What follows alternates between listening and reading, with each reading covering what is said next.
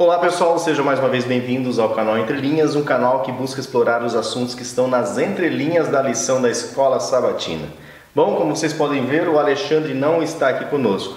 Nós somos o canal Entre Linhas, eu sou o Lúcio, esse aqui é o Ricardo, e nós vamos pegar então a linha da lição e vamos tentar aqui explorar, os assuntos, tentar nos aprofundar em muitos assuntos aqui que a lição trata, principalmente nessa semana, que é sobre o Concílio de Jerusalém. Tem conversa aqui, hein? O vídeo, não... se fosse em fita, não daria para gravar numa fita só, né? Mas pessoal, então, sejam bem-vindos. Você continue conosco, não se esqueça de se inscrever no canal, se curtir, deixe seu curtir, seu like e comente conosco. E por falar em comentários, o pessoal tem comentado bastante, eu gostaria de agradecer a vocês que comentam. Esses comentários são importantes tanto para estreitar esse relacionamento aqui da família Entre Linhas, como também para mostrar para o YouTube que o conteúdo é relevante, que as pessoas gostam, que as pessoas comentam, Então, muita gente comentou lá com a gente, Carolina Sena, Dario Moura não comentou somente ele inclusive fez alguns acréscimos aqui, colocou referência de um livro para embasar mais ainda a fala do Alexandre na última lição. Colocou aqui um agradecimento, um elogio, obrigado aí Dario, muito obrigado mesmo, leiam lá o comentário dele. A Elisângela, Carlos Sugita também comentou, Larissa Chaves comentou, gostou do trabalho. Participa no grupo do WhatsApp. E isso está lá na família Entre Linhas. Inclusive, se você aqui embaixo quiser participar do grupo do WhatsApp, tem um link aqui, é só clicar e participar dele. A Kátia Chaves também comentou com a gente, sempre está aí. O Samucombe disse que não está conseguindo. O Marcos Samucombe é lá de Angola. Marcos, obrigado por comentar, mas tranquilo, é só clicar no link aí, você vai conseguir. Nós não temos seu celular para adicionar manualmente, se quiser pode nos mandar. Marcelo Rocha sempre comentando com a gente, Lúcia Souza, Margarida Maria, Edilza Nascimento sempre comentando também lá no grupo, João Cavaco lá de Lisboa, Portugal, sempre comentando, mais do que comentando, ele coloca aqui alguns acréscimos, alguns resumos, valeu. Stefane Vieira, Wilson Menes, Raquel Santos. O seu Menes é de Curitiba, Curitiba. Da Betição.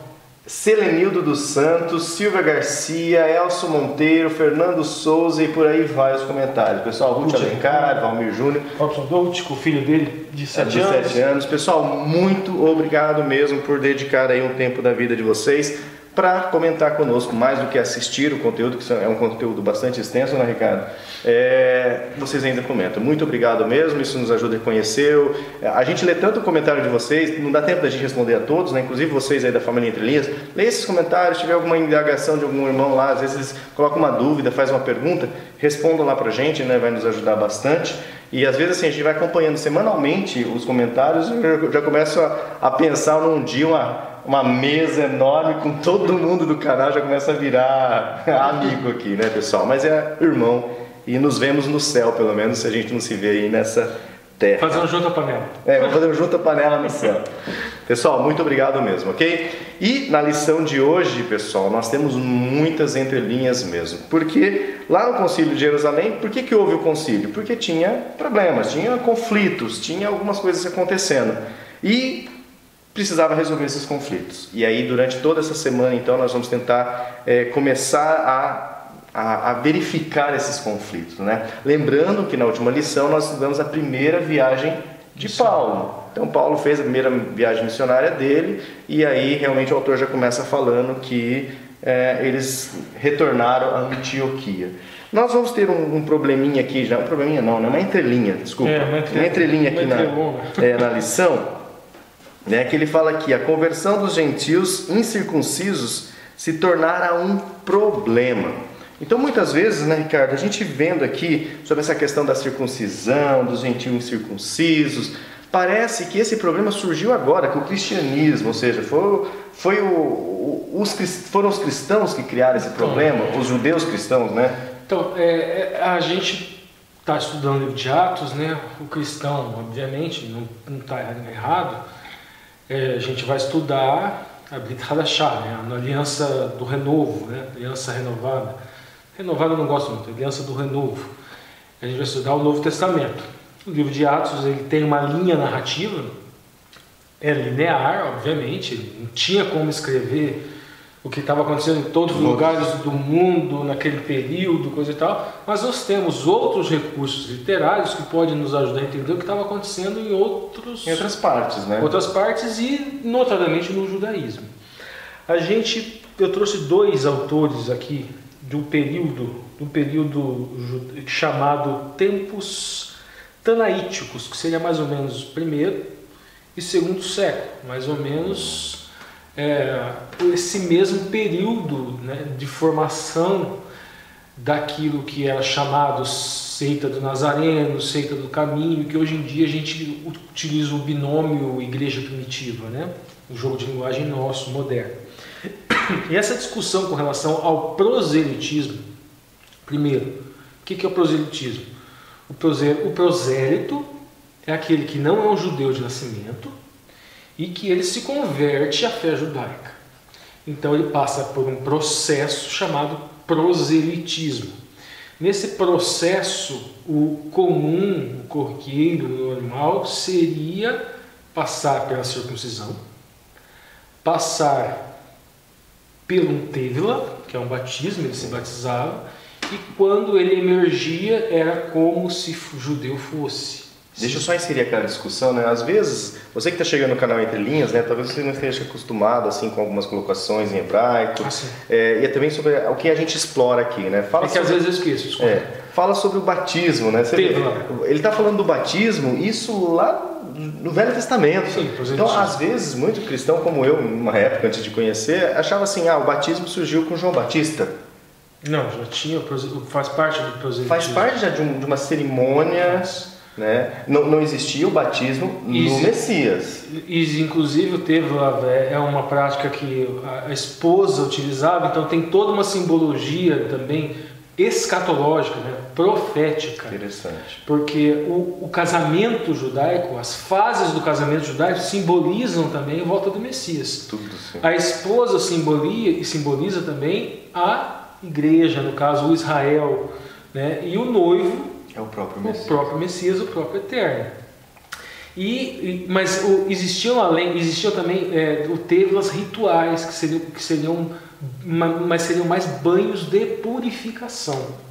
Mas se utilizava um tevila específico de purificação para o proselitismo. E depois João Batista vem com os tevilas dele, os batismos. Mas aqueles era para o arrependimento, para a purificação. Mas ainda você vê, já vinha da cultura o batismo. Sim. E depois vem o batismo que o próprio Cristo se batizou. Sim, mas esse nosso batismo, ele deriva do tevila do prosélito. Legal. Voltando então ao proselitismo. Então vamos lá. E a questão é a seguinte, já falamos em outros vídeos de duas escolas. Uma escola chamada Beit Hillel, né, que é a casa Hillel, e Beit Shammai, a casa Shammai. Seriam duas escolas purushim, duas escolas dos fariseus, duas linhas de interpretação dentro do farisaísmo. E essas escolas surgiram mais ou menos que é? 60, 40 a.C. A gente tem o nascimento de Hillel e Shammai, seriam os fundadores. Os fundadores dessas escolas. Isso, então é algo contemporâneo a Cristo. Contemporâneo a Cristo. Não é nada de tempo de Daniel, né? Nada... Na época de Cristo a gente já tem as duas escolas lá. Formadas. Inclusive, Gamaliel é neto de Hillel. E Gamaliel foi mestre de Paulo. Paulo foi instruído aos pés de Gamaliel, essa escola mais liberal. Antes da conversão em Damasco, o apóstolo Paulo é muito mais parecido com os Shammai. Com o Shammai, que era uma postura mais rígida, mais rigorosa. Gamaliel, inclusive, quando for falar com relação a essa seita, no sentido foi bem liberal, né? Sentido de divisão, né? Um segmento, vamos dizer assim. Seita no sentido de segmento judaico do caminho, ele disse, se não for de Deus, ela vai terminar como todas as outras terminaram. Então, agora, se for de Deus também, deixa quieto. Se for de Deus, nós estaríamos atentando contra o próprio Eterno. Então, veja bem, o apóstolo Paulo, mesmo sendo instruído, ele estava muito mais do outro lado, muito mais da outra escola. Só que essas duas escolas também tinham uma discussão relevante com relação ao que está sendo discutido com o Concílio de Jerusalém, que é com relação ao proselitismo. A escola Hillel, ela enxergava na Torá, ela entendia que a finalidade de todas as mitvot, traduzindo, mandamentos. Mitvot, o ot é o plural hebraico, mitzvah singular. Ele entendia que o amor, o aravá, ele era a finalidade de toda a mitzvot, todo o mandamento. E ele entendia que não era necessária a Brit Milá em adultos. Então essa discussão já estava ali. Brit Milá é a circuncisãozinha. Isso. Ele entendia que não era necessária a Brit Milá para o proselitismo. Bastava o Tevila, bastava o batismo. E eu trouxe dois outros autores.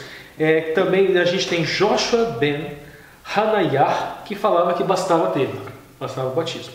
Eliezer ben Hurcanus, que falava que não, era necessário a Brit Milá, necessária a circuncisão. A gente encontra no livro de Joséfo, Antiguidades Judaicas, que falava dessa contenda entre os Chamaitas, né, que chamava Beit Shammai, e os Hillelitas, que é a Beit Hillel, né? E fala que edumeus e iturianos acabaram sendo forçados, porque os Chamaitas, eles passavam a instrução que era preciso pelo menos uma gota de sangue para que a aliança da circuncisão, a Brit Milá, fosse cumprida. Então essa discussão contemporânea ao Messias, contemporânea aos apóstolos, ali século I, século II, ela existia já dentro do meio judaico.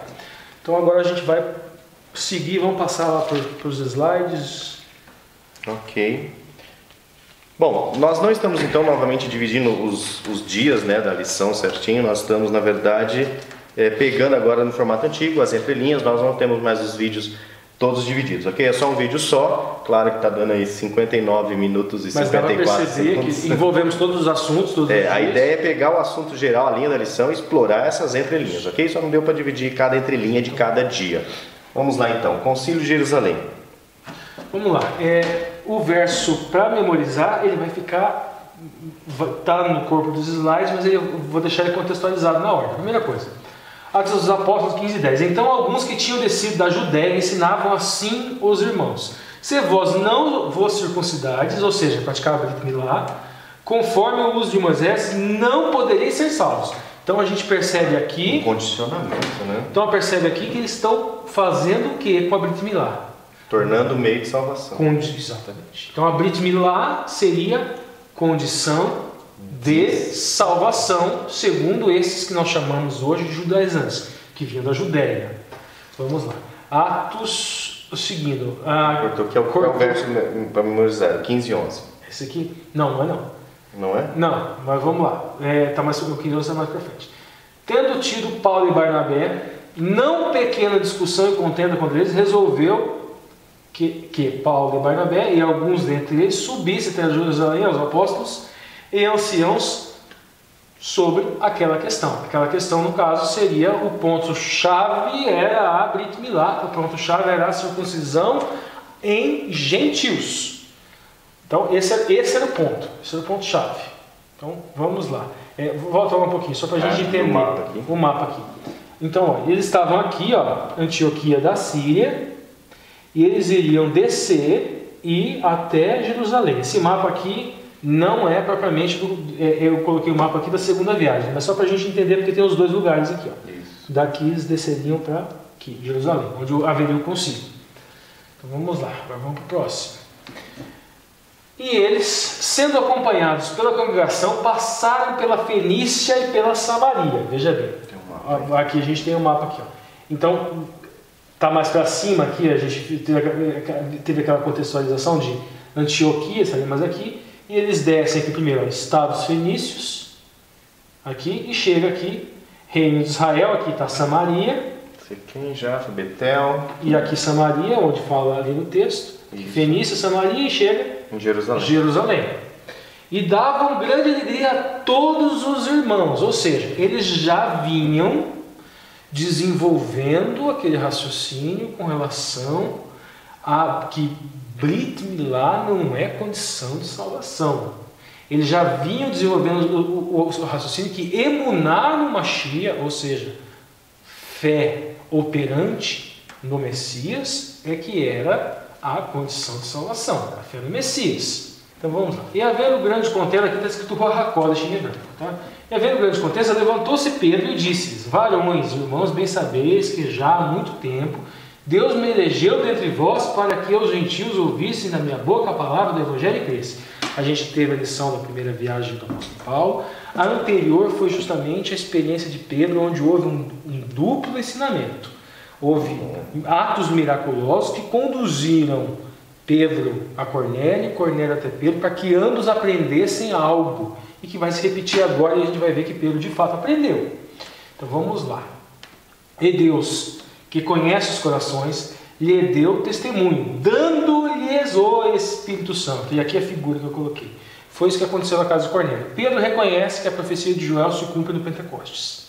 Ou seja, a festa de Shavuot, né, a festa que acontece logo depois da festa de Rabicurim, das premissas, que é a festa do Pentecostes, ela cumpre a profecia de Joel inicialmente. Só que agora continua o mesmo que reconheceu que aquelas línguas de fogo que eles falavam e as pessoas entendiam quando a Torá, a instrução era ensinada em várias línguas. Ele percebeu que isso se prolongou e o Espírito Santo cai sobre os gentios também. Então ele percebe que o Evangelho deve ser levado aos gentios e que o mesmo Espírito Santo que caiu neles no Pentecostes para que eles levassem o Evangelho caía também sobre gentios. Assim como também a nós, aonde? Shavuot e Pentecostes. Não havia distinção de pessoas. Ou seja, o Espírito Santo cai sobre todos. Então ele também pode levar o Evangelho. E não faz diferença alguma entre eles e nós, purificando os seus corações pela fé. Então aqui o apóstolo Pedro, ele já relata o seu aprendizado de tudo aquilo que ele teve, tanto no Pentecostes quanto na casa de Cornélio. Então vamos lá. Mas cremos que seremos salvos pela graça do Senhor Jesus Cristo, como eles também. Esse é o verso para memorizar. Isso. E esse é o ponto-chave.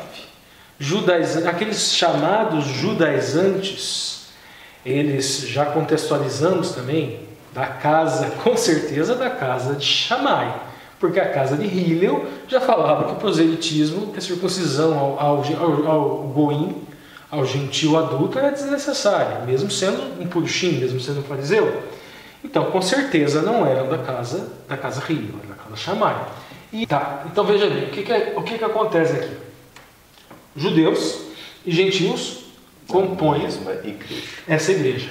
O Espírito Santo sobre judeus, sobre gentio, é o mesmo Deus. Lembrando a analogia da videira, né? Aquela videira desde a fundação do tempo, né? E graça do Senhor Jesus Cristo a gentios e judeus. Ou seja, a graça do Senhor Jesus Cristo é para a igreja. O que ele está falando aqui? Você colocar Brit Milá no lugar do Mashiach, isso é inaceitável. A gente vai explicar essa Brit Milá, acredito que a gente possa explicar agora, né?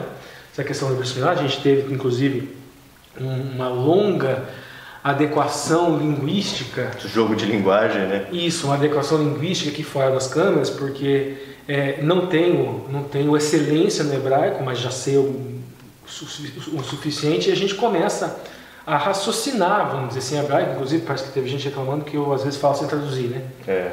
Então, é automático. E houve uma discussão bem acalorada também no grupo, né? Sobre essa questão, é preciso entender hebraico para entender a Bíblia? Nossa, mas o pessoal discutiu bastante, né? Bem interessante, a gente fica só assistindo, né? A discussão então vamos tentar nesse ponto rapidamente. É assim, gente, é preciso você aprender o hebraico para você aprender a Bíblia. Foi questionado assim que... Parece que saiu alguma coisa sobre Ellen White, né? Falou então, assim, Ellen White não nos esclareceu nada sobre isso. Vocês que pensam. Eu vou estudando Ellen White e vou estudando o hebraico. Vou dar um exemplo. Selen e Demut, né? Imagem e semelhança. A explicação dela sobre essa passagem, imagem e semelhança de Deus, sem citar propriamente o hebraico, ela é idêntica a você procurar no dicionário o significado de Selen e Demut. E não foram outros tantos exemplos. Então, assim, você com um pouquinho de boa vontade, você começa a perceber, não, tem uma coisa diferente dessa mulher. Porque mesmo sem ter a instrução, sem ter a cultura, a instrução formal na língua hebraica, e daí você vê a interpretação dela, se você tem um pouquinho de calma, lê o contexto, lê parágrafo por parágrafo e reflete, nossa, parece que ela procurou um dicionário de hebraico e desenvolveu um raciocínio. Mas a gente vê que não. O Espírito Santo agindo nela. Então, vamos com calma nas conclusões precipitadas. A gente não faz nada disso no canal, assim, alguns argumentaram, né, para aparecer ou para... Não, pessoal, é simplesmente para entender a palavra de Deus. Tem coisas que são complexas. E outro detalhe primordial, o básico para a salvação está muito claro. Você não precisa de hebraico, você não precisa sequer de letras. O apóstolo Paulo fala, quando ele fala do gentil, ele fala da Torá, ou seja, ele fala da instrução, ele fala da lei, no sentido de Torá nomos em grego, na natureza. E por isso o gentil não teria desculpa, porque ele pode olhar para a natureza e enxergar a Torá na natureza. Ser instruído pela natureza. Então, o básico para você, ninguém vai perder salvação. Porque não assiste os vídeos do Entre Linhas também, e não aprende hebraico. Né? Deus, ele não é amoroso. Deus é amor. É diferente de ser amoroso e ser amor. A sua essência, a sua essência define o conceito. Então, vamos àquele ponto que a gente estava falando sobre... A circuncisão, né? O ponto de debate aqui no domingo e a segunda-feira a circuncisão. Primeiro ponto a gente já falou. Os judaizantes falavam que eles criaram um desvio de finalidade, dizendo que a finalidade da Brit Milá seria salvação, que nunca foi. Então, qual seria a finalidade da Brit Milá? E qual seria a discussão, tanto de Hillel quanto de Shammai, quanto do Concílio de Jerusalém? Vamos lá. Brit Milá, ou seja, circuncisão, ela é uma edá. Edá seria uma lei no sentido de testemunho, lembrete. Isso é uma edá. Não deixa de ser uma mitzvot, um mandamento, porque não deixou de ser uma ordem. Só que é algo mais complexo. Então o que seria? Não matar é não matar. E não matar é não matar. Agora, circuncise... Aí é diferente. Onde ela aparece pela primeira vez? É feita a promessa, veja que a promessa vem antes da Brit Milá. Isso é importante. É feita a promessa a Abraão. A promessa vem antes. Certo. Depois, quando Abraão e Sara percebem, mas será que essa promessa, será que a gente não tem que fazer alguma coisa? E aí surge Ismael na história. E daí, então faz o seguinte, a gente cumpre a promessa, pega lá a minha porque ela é minha propriedade. E daí você tem, é como se fosse comigo, porque o filho é meu. Né? E daí depois vem o lembrete, vem a circuncisão em Abraão, e é reforçada a promessa depois, e novamente reforçada, e até que se cumpre parte da promessa. Parte da promessa e aquela aliança é um lembrete. Ok, mas começa com Abraão. A gente tem também um exemplo aqui, que foi um exemplo que deu problema. Êxodo 12. Vamos lá. Em Êxodo 12, no verso 44, no verso 48, né, fala sobre a festa da Páscoa e fala que se algum escravo ou estrangeiro quiser participar da festa da Páscoa, ou se você comprar um escravo, que você, antes de fazer com que ele participe da festa da Páscoa, que você circuncide ele. Isso. Então vamos lá. Aí entra uma confusão, porque assim, está escrito na Bíblia que é para circuncida. Quando você adentra o povo de Deus, que é a interpretação, adentra o povo de Deus, antes você tem que circuncidar, e circuncidar literalmente. Mas para participar da Páscoa, isso, ou seja, que você aceitar temos que ler tudo. Temos que ler tudo. Para participar da Páscoa. Aqui vamos pelo primeiro edá, primeiro lei enquanto é uma mitzvot, mas também é uma ordem, mas que ela tem um caráter didático de testemunho. Exatamente. Então vamos lá. A Páscoa. Primeiro vamos Brit Milá. Ao Brit Milá. Circuncisão. Brit, a expressão Brit, ela aliança, traduzida geralmente para aliança, ela tem uma raiz comum com o cortar. O Milá, que seria a circuncisão em si, também tem uma mesma raiz com o Milá, mas também tem uma raiz com ensinamento. O Parush, que seriam os fariseus, Purushim também é separar e cortar instrução. Então, essa Edá Brit Milá... O que significa Purushim? Purushim, separar. Separar é uma forma com a qual se estuda a instrução, se estuda a Torá. Através de parashás. Seriam cortes que são feitos no texto. Você vai estudando um pouco aqui e um pouco ali. E vai juntando conforme a orientação do Espírito Santo para você entender. Tá.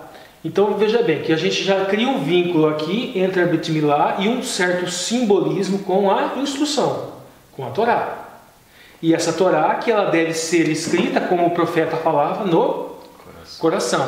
Quando a Torá ela é escrita no coração, o que significa isso? Seu coração no jogo circuncidado. Está circuncidado. É aquilo que o apóstolo Paulo fala.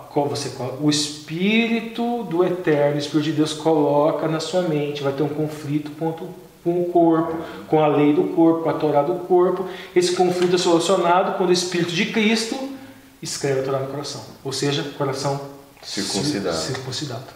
Então a gente tem uma edá e a gente tem uma pálida demonstração de algo pleno. Então a gente tem uma demonstração pálida que simboliza, que reflete, que explica de forma didática, que serve de lembrete ou testemunho para algo mais pleno, mais completo. Pleno, maior. O que a gente chama um pouco de ato simbólico. Ato simbólico, exatamente por isso. Que pode ser, vamos dizer assim, vamos criar um jogo de ato simbólico em sentido amplo, que englobaria tudo, e ato simbólico em sentido escrito, que englobaria esse ato pálido.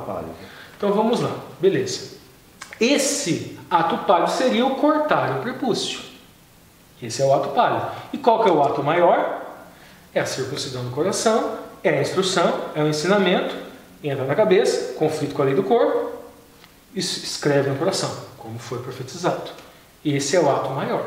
Então são todos meios pedagógicos para a gente aprender certas coisas, para Cristo, para Deus fazer com que a gente internalize algo, né? Exatamente. E isso acontece também com outras coisas, como por exemplo a Santa Ceia.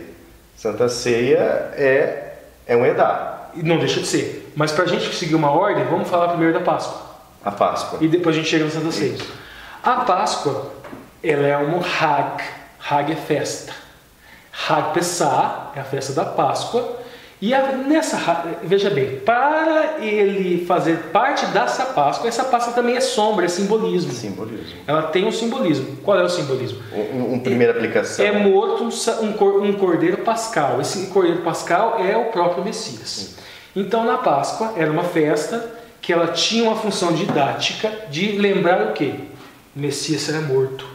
O cordeiro, uma chia, vai morrer por você. Eles matavam aquele cordeirinho, aquilo era um ato que era uma pálida demonstração de um sentimento. É uma faceta pálida. Isso, você mata aquele inocente, aquele cordeirinho inocente. Mas qual que é o sentimento maior? Não, o meu Criador morre por mim. Isso é o maior. Isso é aquilo que aquilo quer desenvolver em você. Quer desenvolver aquele sentimento que antes você precisava desenvolver. Agora a gente olha para a cruz. A gente olha para a cruz e a gente desenvolve o mesmo sentimento. Desenvolve esse mesmo sentimento. E nem precisa assistir o filme de Mel Gibson. Deus o livre. Deus nos livre. Então veja bem, a gente tem aquele povo, os judeus, eles foram eleitos como sendo um povo simbólico. Os profetas, eles pregavam com a sua própria experiência, com a sua própria vida. A gente tem o exemplo de Jeremias. Ele pregou que o povo seria subjugado pelo Império Babilônico. Que aquilo era profetizado, e realmente estava profetizado em Levítico 26, em Deuteronômio 28, que haveria essa dispersão. E Jeremias, ele usou um jugo literalmente. No então pescoço. Tem essa face pálida, que era usar o jugo no pescoço, para significar algo. Para demonstrar toda a pregação. Ele vivia aquilo. Oséias, mesma coisa. Mas o povo judeu, ele era uma edá ambulante, vamos dizer assim. Não era só um profeta aqui e um profeta acolá. Então existia... Toda a existência dele, na verdade, foi para ensinar essa humanidade. Toda a história daquele povo, toda a história deles são arquétipos. Isso. São tipos de um antitipo. A festa da Páscoa, a festa da Sukkot e tudo mais. Tinha uma representação com um ato da história deles, e aquele ato da história deles era um tipo de algo maior, pleno e eterno. Exatamente. A gente estava discutindo, né? Com certeza isso é eterno. Eterno. A Páscoa é eterna. A Páscoa em si não, mas o que ela representava... Né? Vamos supor, o Cordeiro Pascal. O Cordeiro Pascal já foi morto. Então, eu vou continuar matando o Cordeirinho? Não, o Corbanute acabou. Não se mata mais o Cordeirinho. Mas a lei, a Edá, ela continua em sua didática. E continua em sua função para você entender o Velho Testamento. E você entender todo esse didatismo. O problema é quando você confunde essa função didática com algo... Com o que ela simboliza. Exatamente, com aquilo que ela simboliza. O apóstolo Paulo deixa muito claro isso. Então veja bem, a questão aqui da circuncisão para gentios foi proibida no Concílio de Jerusalém? Não. A questão da circuncisão do judeu de nascimento. Foi discutido isso? Até hoje, acho que os judeus ainda circuncidam. Não só os judeus, como é uma prática médica e de higiene em geral. Tem muitos gentios mesmo. Tem muitos gentios que são. Não são. Então, exclusividade judaica. Sim, exatamente. Então, hoje em dia se tornou um procedimento de saúde. Higiene. Provavelmente, se o Concílio de Jerusalém fosse hoje, a conclusão talvez fosse outra. A questão é que naquela época, gente, eles não tinham anestesia, eles não tinham todo aquele procedimento que a gente tem hoje. Então era algo que poderia trazer consequência, sofrimento, coisa e tal. E era um empecilho, não era só a questão da finalidade.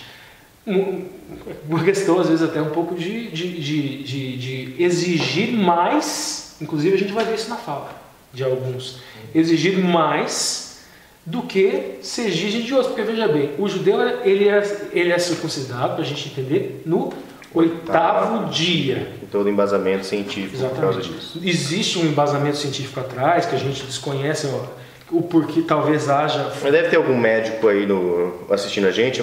Comenta aqui o embasamento científico do 8º dia. Alguns dizem que no 8º dia a substância protrombina, que é a substância responsável pela cicatrização, ela está no nível mais alto, no pico. Inclusive, às vezes quase não sangra, não há nenhum tipo de sangue, uma recuperação é muito diferente. Então, o judeu de nascimento, ele nem lembra, mesmo se lembrasse, não seria tão traumático, completamente diferente do que se exige para um adulto. E nem para o pai, ao executar o ato, não seria traumático para o filho não ficar em desespero? Não haveria, exatamente. Então, veja bem, se estaria exigindo de um gentio mais do que se exige de um judeu de nascimento, que não vai nem lembrar. E mais ou menos nesse sentido que eles desenvolvem o raciocínio, né, no livro. Vamos seguindo aqui um pouquinho. Então vamos lá. A questão aqui, de 15 e 12. Então toda a multidão se calou e escutava Barnabé e Paulo, quando contavam com grandes sinais e prodígios Deus havia feito no meio deles, entre os gentios. Atos dos Apóstolos 15, 12.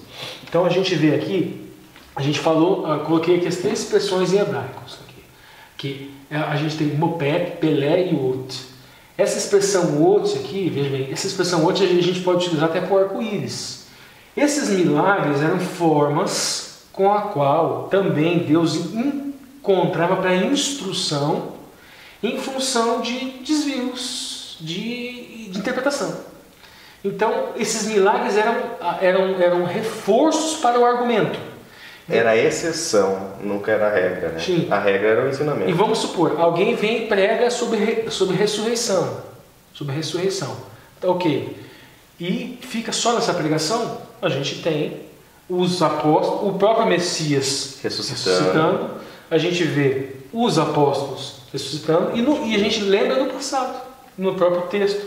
Então, esses milagres eram para dar força aos argumentos, para não ficar uma coisa pura e simplesmente na palavra, para que se pudesse fazer distinção. Então, era necessário para reconduzir a instrução para o caminho, a interpretação da instrução para o caminho que ela acabou se perdendo ao longo do tempo. Agora vamos seguir aqui. E havendo-se eles se calados, tomou Tiago a palavra. Tiago aqui, aparentemente, ele teria uma função ali de presidência, de destaque, inclusive o autor traz mais ou menos isso na linha da lição, e ele fala: varãos irmãos, ouvem, Simão relatou como primeiramente Deus visitou os gentios para tomar deles um povo para o seu nome. Então veja bem, aqui ele remete para argumento de Pedro. Isso. E aquele argumento que tem um reforço miraculoso para melhor orientar os... Exatamente. E para não dizer que isso é coisa da cabeça ou interpretação deles. Isso, então, Deus confirmou através de um ato. Exatamente. Isso não é humano. Isso é do divino. E com isto concordam as palavras dos profetas, como está escrito. E agora aqui ele vai falar de uma profecia que nós vamos falar qual é essa profecia. Depois disso voltarei e reedificarei o tabernáculo de Davi que está caído. Levantá-lo-ei das suas ruínas e o tornarei a edificá-lo. E aqui está Sukkot. Sukkot é a festa dos tabernáculos. É a última das 7 festas. E ela simboliza, ela é sombra. E detalhe, nós temos 7 festas, que são, como o apóstolo Paulo fala, são sombra de coisas que ainda não aconteceram. A Páscoa já aconteceu, o Cordeiro Pascal já foi morto, ficou no túmulo, então a festa de Massot também, ressuscitou, Rabi Kurim também, Shavuot, já houve derramamento do Espírito Santo do Pentecostes, daí Shafarot, é um movimento do segundo advento que começa com essa história aqui, vai até o movimento milerita, vai até os dias de hoje, estamos aí vivendo esse Yom Kippur, que é a festa onde, profeticamente falando, o Messias passou do santo para o santo dos santos, 1844, e aí nós chegamos no Trombetas Sukkot, que ainda não aconteceu porque é a volta do Eterno. É a volta do Messias, é quando reedificará o tabernáculo de Davi. Esse tabernáculo de Davi é a Sukkah. Aonde que está isso? Vamos lá. Olha onde Amós 9:11. Tem mais, eu só separei esse pedacinho aqui. Naquele dia levantarei o tabernáculo caído de Davi. Repararei as suas brechas, levantando-as das suas ruínas. Restaurá-lo-ei como fora nos dias da atividade, para que possuam restante de Edom todas as nações que são chamadas pelo meu nome, diz o Senhor. Veja bem, então, quando se cumprir a festa de Sukkot, só a nação judaica? O que fala aqui? Todas as nações todas que são as chamadas pelo meu que nome. São chamadas pelo meu nome, diz o Senhor por essas coisas. Vamos Amós, hein? Amós, vamos voltar lá naquele slide anterior, aqui. Reedificaria o tabernáculo de Davi. Se vocês forem dar uma estudadinha, vocês vão, nessa festa a gente já colocou alguns vídeos, então Tiago está se referindo vamos para o próximo, está se referindo a Amós, está se referindo também à festa de Sukkot, que ainda não aconteceu. Agora um ponto importante aqui, o apóstolo Paulo diz que as festas são sombra, e ele fala o seguinte: não deixe que vos julgueis por festas, por de festas, lua nova. Quer de comer também. Ele está dizendo que as festas perderam a sua utilidade? Não, algumas festas que eram pálidas demonstrações de coisas eternas, coisas maiores, coisas plenas, algumas dessas pálidas demonstrações perdem, logicamente, digamos assim, a sua prática, vamos dizer assim, porque elas já se cumpriram. Mas essa aqui já se cumpriu? Não? Mas então nós devemos celebrar a festa dos tabernáculos? Se for da forma correta, se for para lembrar daquilo que irá acontecer, seria algo interessante. Mas o apóstolo Paulo diz: não deixeis que vos julgueis. Qual que era o problema aqui com a Brit Milá? O problema era com a Brit Milá? Não. Ou era com você criar um condicionante de salvação? Qual que é o problema com as festas? O problema são as festas? Ou o problema é você transformar as festas no meio. Numa divisão de castas. No meio. Você pratica essa festa, então você está com a passagem aberta. Então você já é especial. Se você não pratica, você não é. Condição de salvação é emuná no Mashiach. Só. Pura e simples. A Edá, o testemunho que é dado na Brit Milá, nas festas, são eternos? São eternos, uma vez que aquela pálida demonstração é uma forma didática, uma forma instrutiva, é uma forma de se ensinar verdades maiores, verdades espirituais. A Brit Milá, que importa, é aquela no coração. A Sukkah, que importa, é a Nova Jerusalém que está sendo preparada. O Lúcio ele criou um paralelo interessante. A gente tem a Páscoa, E aquele cordeiro pascal que era morto, aquele cordeirinho que era morto, é para que eles lembrassem, que eles tivessem uma pálida demonstração de um sentimento. Ou desenvolvesse um sentimento neles. Um sentimento similar ao que é olhar para a cruz e ver o Messias morrendo por nós. Mas, de certa forma, era um olhar para frente, para o futuro. Agora nós temos a Santa Ceia, que é uma nova edade, que é um olhar para trás daquele cordeiro que foi morto, de certa forma um olhar para frente, porque o Messias virá, e na eternidade nós sempre teremos um lembrete eterno, que vai estar, não sei se propriamente nas mãos, mais abaixo, na face, os espinhos na cruz. Você não vai precisar propriamente celebrar, reunir o pessoal numa mesa, pegar o copinho. Você olha para o Eterno, você vai ter esse lembrete de forma fácil. As cerimônias, as festas, a forma que as festas vão ter lá, é uma discussão vã, vazia, desnecessária. Vamos chegar lá primeiro? Exatamente. Vamos chegar lá, daí lá a gente vamos nos preocupar em desenvolver a fé do Messias e chegar lá. E colocar as coisas no seu devido lugar. Quando se fala em Santa Ceia, por exemplo, né, fazer isso em memória de mim até que eu venha. Então, assim, é sagrado, é um momento onde faz relembrar, que a gente está falando, eu posso relembrar em casa? Você até falou, né, atrás, a gente está discutindo aqui. Você pode relembrar de Cristo em casa? Pode relembrar da morte, da ressurreição, que vai vir? Pode. Mas aquela celebração é um momento... Foi dado por Deus, aquilo foi criado por Deus. Criado, então, veja bem, pedagógico. Isso, então veja bem, aquela forma de você lembrar, de você relembrar, foi Deus que pensou para você. Agora você querer, não, mas se eu quiser relembrar em casa, você está se colocando acima da onisciência divina. Deus desenvolveu uma forma didática para você, e você acha que a sua é melhor que a dele. Você é autodidata, né? Irmão, não, eu sou autodidata, eu não preciso da idade divina não, do eterno não. E o outro erro é também assumir que não, a salvação está na Santa Ceia. Também não. Aí é outro extremo. Não, é outro extremo. Então vamos continuar, que a gente está chegando agora no final da lição, estamos chegando no decreto apostólico. E agora um ponto interessante. A questão das carnes. Olha, nós já estamos chegando em quarta e quinta-feira. Isso. 15 e 19.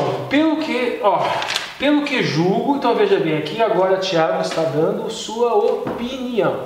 Evidentemente entendemos que essa opinião dada por Tiago foi orientada pelo Espírito Santo, mas é um ponto importante aqui. Espera, mas antes de ele saber esse ponto importante, Ricardo, é importante também que eles viram esse celular nesse momento e dê o like lá no vídeo, pessoal. Isso é muito importante. Se inscreva no canal, se você não é inscrito, postando desse conteúdo. Você quer receber esses novos vídeos das próximas lições? Se inscreva lá agora nesse momento. A gente vai dar uma pausinha aqui, ó. Você pode ir lá, se inscreva e dê o seu like também. Se você estiver no seu Smart TV, vá lá clique no seu OK do menu, vai em mais opções e dê um joinha, que isso também é importante para você divulgar essa mensagem para outras pessoas. Joinha evangelístico. Exatamente. Então agora sim, agora pode falar o que é importante. Ponto importante aqui, veja bem, as decisões sobre certos pontos, elas devem ser, você deve buscar a orientação dos Espírito Santo, mas os líderes, aqueles que têm liderança, eles têm espaço para a opinião deles.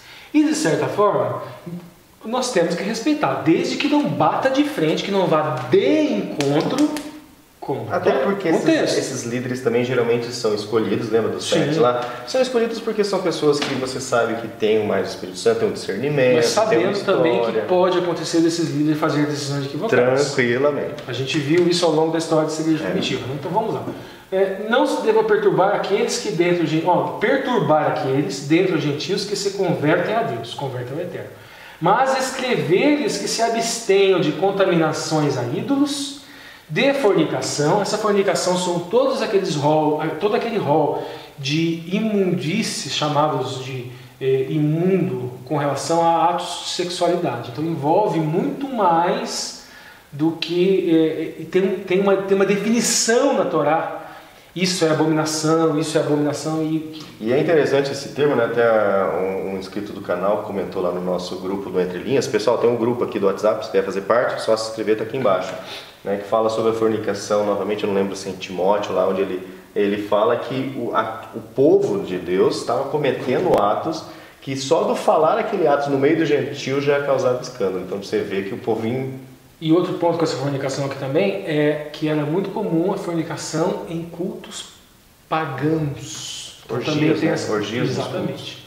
E também do que é sufocado, aí nós estamos falando, tem toda uma questão da dieta do kasher, que ela é diferente, o animal é morto sem dor, tem todo um processo para isso, tem toda uma questão do derramamento do sangue, e tem também, que não está aqui, que é a questão da carne que é sacrificada a ídolos, que existia, obviamente, isso vai ser mais discutido, tem uma discussão mais profunda. O apóstolo Paulo entende, se entra a questão do escândalo, se for para escandalizar o meu irmão, eu me abstenho da carne. A gente vê aí a diferença. Olha, gente, se for para causar escândalo, não tem problema nenhum. Eu amo mais o meu irmão, mas que você, assim, do que essa prática. Eu percebo, né, quanto mais você estuda a Bíblia, o povo de Deus ele não deve ser supersticioso. Né? Achar que aquilo tem um poder. Tem um poder. Nem o que Deus fala, assim, nas festas, não é místico, né? É a intenção, como também isso aqui que ele está falando, a carne sacrificada a ídolos. Né? E o povo de Deus, mas além do povo de Deus não ser supersticioso, o povo de Deus também não deve ser extremamente, como vou dizer, rigoroso quanto a certo e errado. Não tem problema nenhum, carne. Veja o que o apóstolo Paulo faz. Eu amo mais o meu... Ele está dizendo mais ou menos assim, sendo Hillel, né? Escola Hillel. Eu amo mais o meu irmão do que essa prática. Se for necessário, eu me abstenho dela. Por amor ao meu irmão, só para não escandalizar o meu irmão.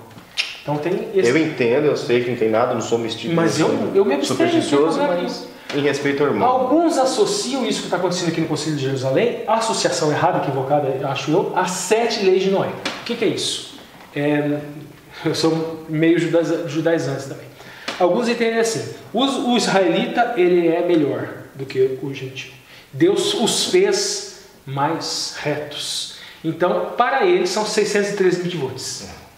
E para o goim são apenas 7 leis. Então é melhor você ser goim. Para que proselitismo? Fique goim. Você não vai estar perdido, mas nós somos eleitos, então para nós não. Nós aguentamos uma carga mais pesada. Exatamente. Somos mais fortes. Esse é o ponto. E alguns interpretam como se esse concílio de Jerusalém fosse a mesma coisa. Como se ele estivesse dizendo... Ou se estivesse dizendo aqui, não, isso aqui é o mínimo. Gente, não é uma questão de mínimo. A questão aqui é o seguinte. O goim, o gentil, ele pode se incluir em um ato simbólico? Ele poderia se incluir dentro de um ato simbólico? Essa é a segunda questão. A primeira questão é desvio de função, de finalidade. Isso, desvio de finalidade. Essa é a questão maior que estava sendo debatida aqui. Desvio de finalidade. Uma discussão que fica, de certa forma, aberta e que o apóstolo Paulo vai fechar em suas cartas é a questão do gentil se incluir ou não dentro do ato simbólico. Porque o Messias não vem desse povo gentil. Então, veja bem, você se inclui nos atos, o gentil se inclui com uma certa, sem necessariamente desvirtuar a instrução, naqueles atos simbólicos que vêm depois do Novo Testamento. Como assim estou falando de desvirtuar a instrução? Todo ato simbólico são mecanismos concretos para que a gente entenda o contexto, e que a gente entenda o texto, e que a gente entenda as mensagens do Velho. Era um lembrete vivo do texto escrito. Práticas, né? Era uma referência aos olhos vistos do texto escrito. Por isso que teriam aqueles rigores. Porque qualquer alteração naqueles atos simbólicos se altera a instrução. A mensagem dada, porque o ato simbólico está vinculado à mensagem. Exatamente. Então, tipo o bairro. Vamos trazer o batismo. O batismo, a gente acredita que o batismo de Cristo é por imersão. E aí alguns falam, não, mas é por aspersão. Muda a mensagem. Muda a mensagem. Porque na verdade é muito simbolismo naquele sepultamento dentro da água. E mudando a mensagem, você está mudando a doutrina. E a doutrina de Deus, a doutrina do Eterno. No mínimo, se não muda, enfraquece. Sim. Né? Então esse é um dos pontos. Então veja bem, o que se fala aqui não é uma questão de mínimo. O que se fala aqui é o seguinte, estamos discutindo, emunar no Mashiach salva, esse se abster de contaminações de ídolos. Essa contaminação de ídolo por quê? De certa forma, contamina a doutrina.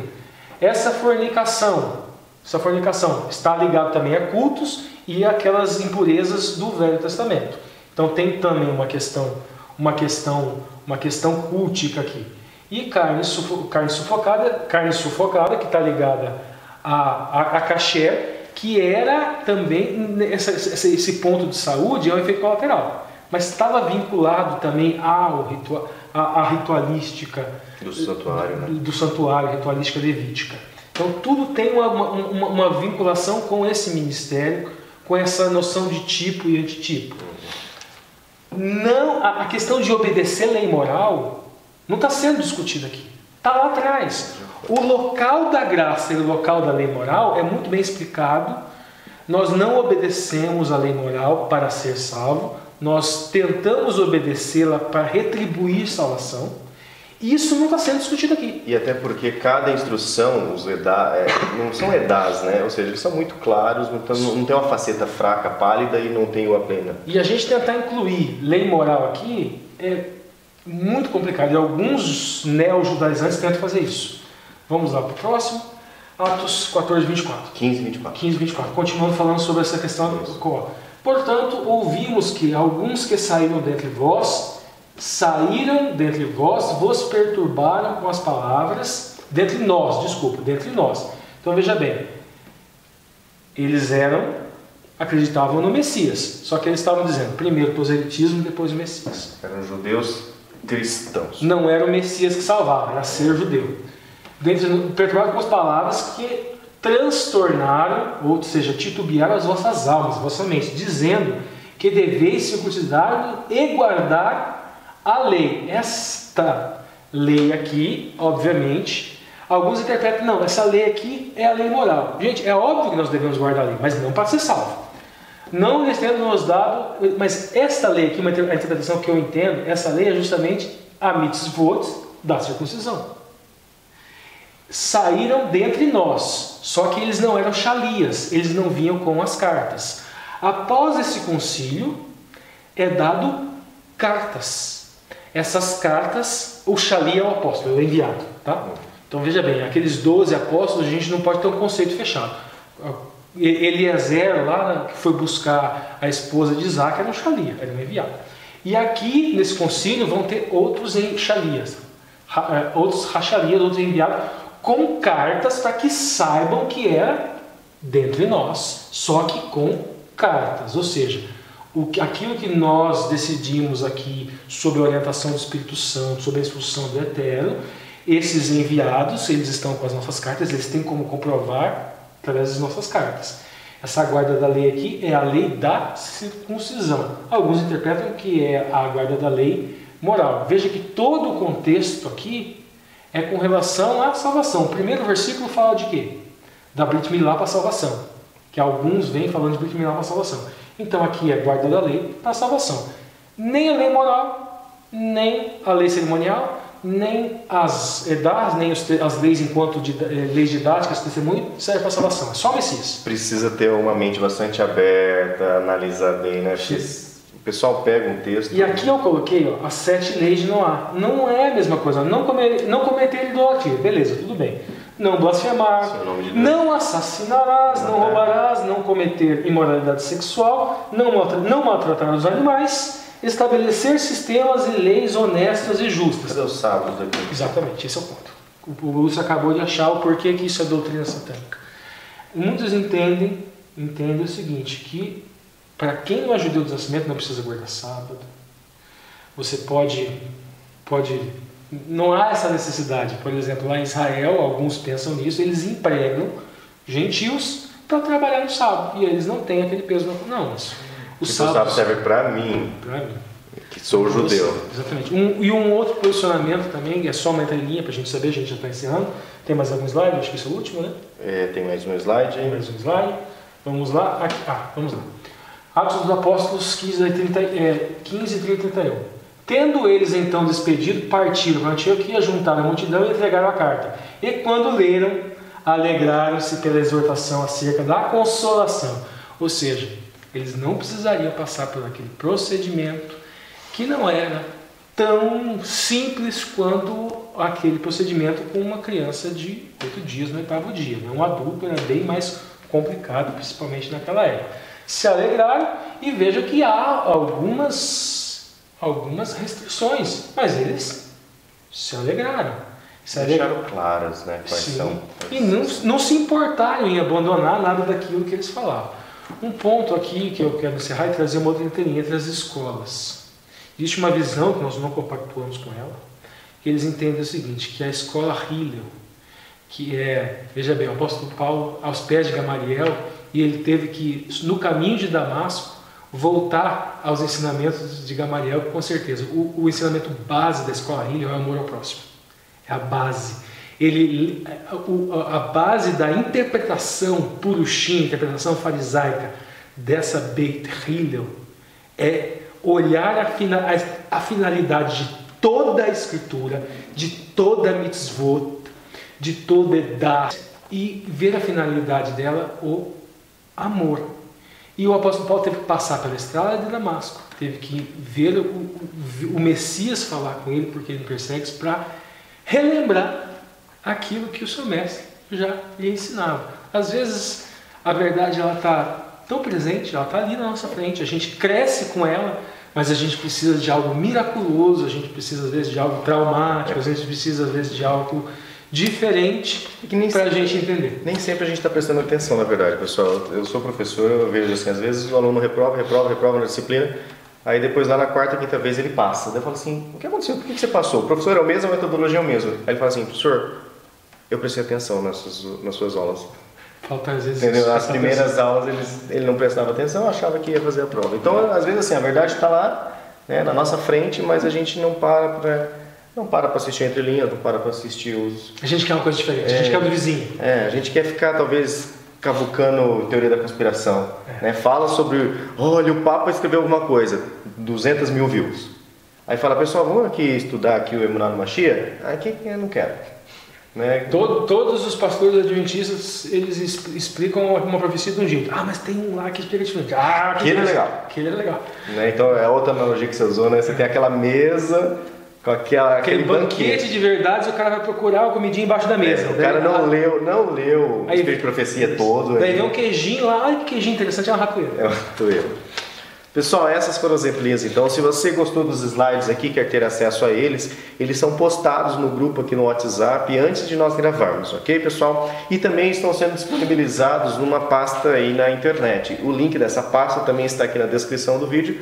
Basta você clicar, se tiver aí no computador ou no celular, você clica, você vai ter acesso a ela. Essa pasta está organizada aí por ano, por trimestre, e todos os materiais então que nós estamos disponibilizando aqui no canal estão aí nessa pasta, ok, pessoal? Ficam livres para usar esse material, né? Apesar que deve ter até material de terceiros aqui pela falta de referência, mas deve ter imagens aqui, mas usem, né, para a pregação do Evangelho. Lembrando também, né, na medida do possível, colabore com esse ministério, divulgue esse vídeo com seus amigos, compartilhe o link do canal nos seus grupos de WhatsApp.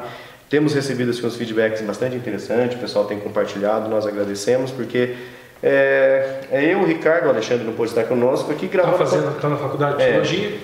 Gravando com uma câmera, certo? Então quem faz o resto são vocês. São vocês, ok? Nosso muito obrigado. Espero que vocês tenham gostado aqui das entrelinhas então, desse concílio de Jerusalém. E nos vemos então na próxima lição aqui, na 9ª lição, a segunda viagem missionária. Nessa, né, se Deus quiser... Diário de bordo, 7 para 1 da manhã. 7 para 1, né? Ainda tem que editar o vídeo ainda, né? Tá, vai longe. Pessoal, então nos vemos na próxima lição. Um abraço e até lá. Tchau.